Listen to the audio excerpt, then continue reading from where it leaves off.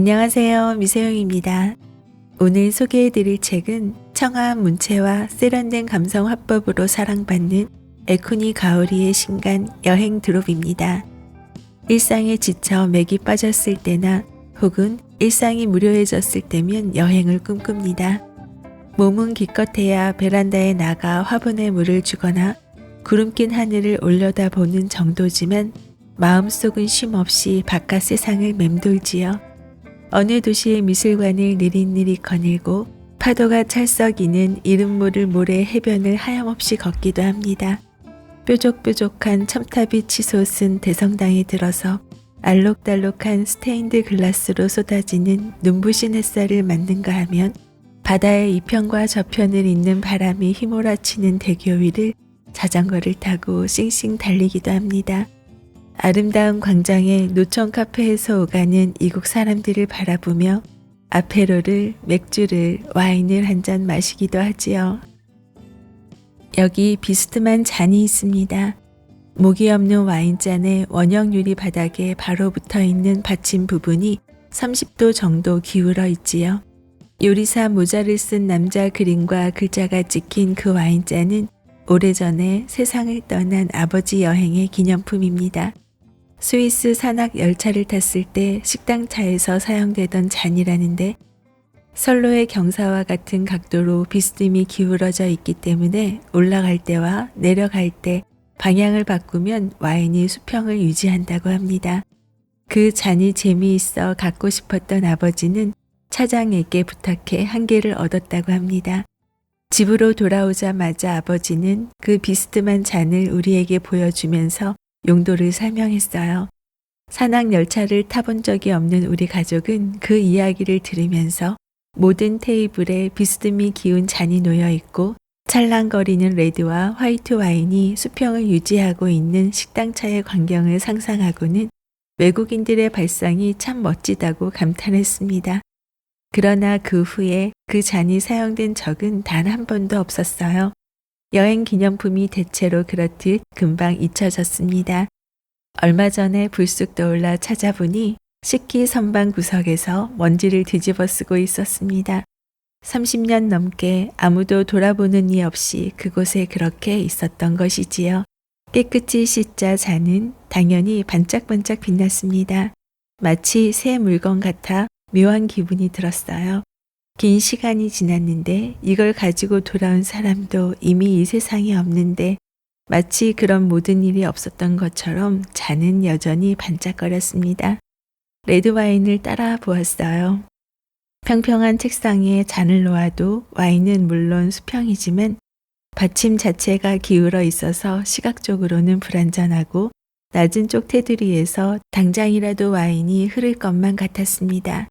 받침 절반에 책을 대어 비스듬히 했더니 안정을 찾았어요.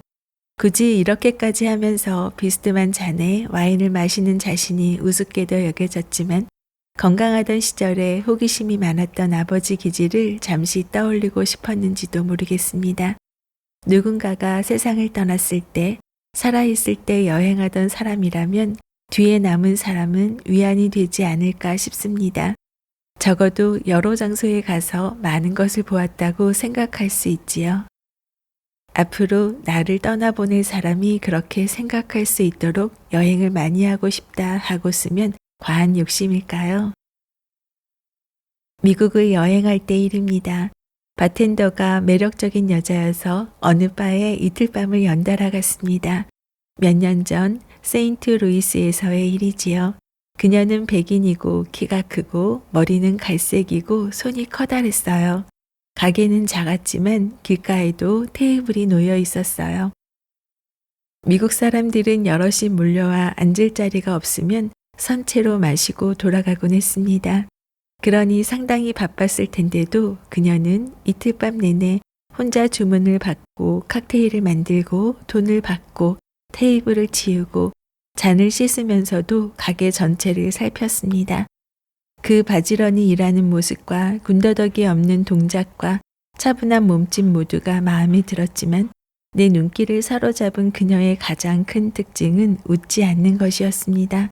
무뚝뚝한 것은 아닙니다. 손님이 농담을 던지면 예의상 입꼬리를 살짝 올리는 정도의 반응을 보입니다. 그러나 그건 어디까지나 예의상일 뿐 그녀 자신에게나 주위 사람에게나 예의에 지나지 않는다는 것을 굳이 표시하는 태도였습니다. 그러나 한편 그녀의 눈은 생기발랄하고 장난기가 넘치고 입은 커다래서 가족이나 친구 혹은 연인과 함께일 때면 환하게 잘 웃을 뿐더러 웃는 얼굴도 자연스럽게 보이는 사람일 거라고 상상할 수 있었지요. 나는 그녀의 그런 얼굴을 보고 싶은 나머지 볼 수 있는 사람에게 질투를 느꼈습니다. 이는 내가 만약 남자라면 사랑에 빠진 순간일 것이라고 생각했어요. 누군가의 웃는 얼굴을 보고 싶다는 감정은 아주 개인적인 것이니까요. 일본 사회에서는 생글생글 웃는 것을 좋은 일로 여겨요. 어릴 때부터 웃는 얼굴을 장려하고 언제나 생글생글 웃으라고 교육합니다. 손님을 대하는 업종에서는 더욱 그렇지요. 웃는 얼굴이 꼭 필요하다고 쇠뇌합니다. 나 역시 별로 친하지 않은 사람과 얘기할 때도 의미 없이 생글생글하는 일이 있습니다. 그러니까 사교용 웃음이지요. 일단은 그쪽에 적이는 없어요. 우회적으로 지내자고요 하는 의사를 표시하는 셈이지만 세인트루이스에서 그녀를 사랑하게 된 후에는 부끄러운 일이라고 반성했습니다. 그건 그렇고 세상은 왜 그리 생글거리는 것을 좋게 여기는 것일까요? 정말 언제나 생글거리는 사람이 있다면 섬뜩할 것 같아요. 웃는 얼굴은 보다 개인적이고 흔하기는 하지만 특별한 것이고 빛나고 행복한 것일 테니까요. 당일치기 여행을 정의하기란 쉽지 않습니다. 당일치기 여행과 한나절 걸리는 소풍은 어떻게 다를까요? 가령 놀이공원이나 수족관을 찾아 한나절을 보낸 경우 당일치기 여행이라고 할 수도 있을 텐데 그렇게 말하지는 않는 듯합니다. 하지만 강이나 산을 찾아 물에 발을 담그고 숲을 바라보며 바람소리를 들었다면 당일치기 여행이라 하지 않을 수 없습니다. 어쩌면 자연을 접하는 것이 중요한 포인트가 아닐까 싶은데요. 근처 공원에 가서 자연을 접했을 뿐이라면 여행이라고 하지 않습니다. 거리일까? 아니면 밖에 나가 있던 시간? 그렇다면 어느 정도 거리가 떨어져야 어느 정도의 시간을 머물러야 여행이라고 할 수 있을까요? 신칸센이나 비행기로 이동하면 거리는 충분할 텐데 출장도 여행일까 하면 그렇지 않습니다. 출장이라는 단어에는 일상적인 느낌이 있고 여행이라는 단어에는 탈일상적인 느낌이 있어요. 이 두 가지는 서로 상반됩니다. 같은 여행이라도 당일치기 출장과 당일치기 여행은 다른 것입니다. 기분에도 어감에도 격차가 있지요. 가령 어릴 때 살던 동네에 오랜만에 갔을 때 나는 그걸 당일치기 여행이라고 생각했습니다. 아주 먼 곳에 온 기분이었고 아주 다른 시대에 발을 들여놓은 것만 같아 자신이 침입자이고 현재 그곳에 사는 사람들은 다른 존재라고 느꼈습니다. 하지만 그 장소는 거리로 하면 상당히 가깝고 외출했던 시간도 기껏해야 4시간 정도이지요. 같은 도쿄 도내의 가스 시카고 다테이시라는 곳에 갔을 때도 당일치기 여행이라고 생각했습니다. 그 동네에 오후 3시에서 4시쯤에 문을 열었다가 겨우 몇 시간 만에 문을 닫는 닭튀김 가게가 있다고 해서 찾아갔는데 영화 남자는 괴로워의 무대로 유명한 가스 시카고에 가는 것도 처음이었고 게이세이선이라는 전철을 타는 것도 처음이었습니다. 낯선 동네의 낯선 가게에서 대낮부터 맥주를 마시면서 바삭바삭한 닭튀김을 먹고 있으려니 그곳에 있다는 게 신기했습니다. 가게를 나섰을 때도 아직 환했고 거리 풍경도 달리는 버스 색깔도 낯설었지요.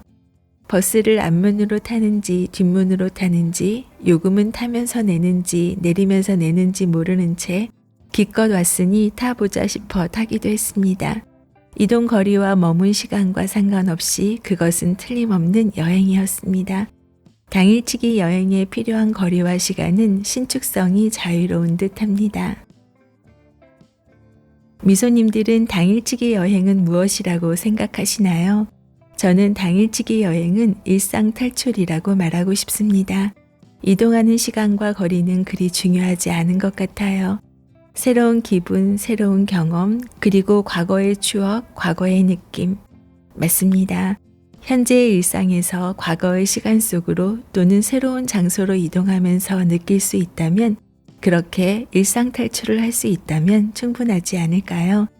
일상 탈출이 힘들 때 꿈은 점점 깊어지고 아주 잠깐이지만 그렇게 바깥 세상을 맴돌다 돌아온 마음속은 상쾌한 바람으로, 멋진 풍광으로, 달콤한 술기운으로 가득합니다. 짧은 꿈을 꾼 것만으로도 이렇듯 황홀한데, 에쿠니 가오리의 이번 책 여행 드롭은 일상에서 지친 몸으로 꿈꾸는 여러 여행이 아니라 여행을 좋아하는 그녀가 실제로 다녀온 여행담이 꼭꼭 담겨 있어 읽다 보면 여행이 주는 황홀감이 한층 더합니다. 지금까지 이 책에 대해 말씀드렸는데요. 겨울이 지나 봄이 오니 어디론가 떠나고 싶어지는 마음 스멀스멀 올라오지 않나요? 에쿠니 가오리의 여행 드롭과 함께 책 속으로 여행해 보시고 시간 내어 가까운 곳으로 일상 탈출 여행 계획도 세워보시며 웃어보세요. 이상 책 읽는 미소영이었습니다. 좋아요, 구독은 사랑입니다. 오늘도 24시간 행복하세요.